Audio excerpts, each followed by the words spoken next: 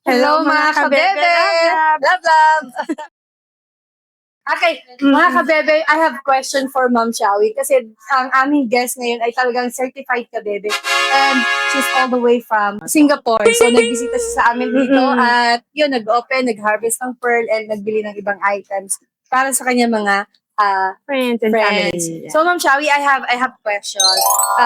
Kasi talagang ever since nag-start ako, sinubaybayan niyo po kami at tinulungan niyo kami mag-grow. So, pwede po ba namin malaman kung ano yung reason bakit talagang nandyan po yung support niyo sa Earl's Jewelry? Happy feel ko kasi ang Earth Jewelry. So, merong downtime sa buhay. Yan.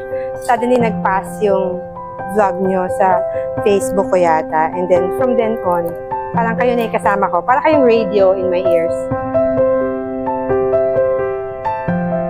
So, pag medyo downtime, hindi pwedeng wala siya sa side ko. I may be working pero nagpo-play siya. So, that's automatic. Pag ganun, happy feel na yun. Hanggang sa either makatulugan ko or ano lang. Basta ando dun ka, ando dun ako. Ako, Jen, ilang mo nakakatuwa kasi alam niyo po, the reason why we continue doing this kasi nakaka-flatter po yung mga katulad ninyo na ganyan yung mga impact na ginagawa po namin. So that's why, thank you so much. Salamat din po. Salamat for, talagang hindi lang ako. You're touching many lives.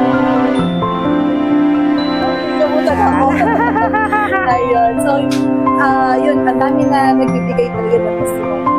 Kaya talaga nakakatuwa na makarinig ng another testimony like I've seen others. Pero ikaw ano?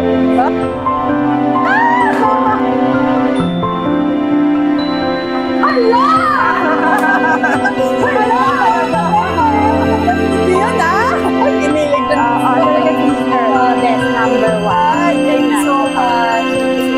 Maliit pa tayo pero gagalingan pa natin. Yes, more. Fun more. Okay. Sige ma'am, thank you so much. Thank you so much. Kinilabutan ako sa'yo. Salamat po.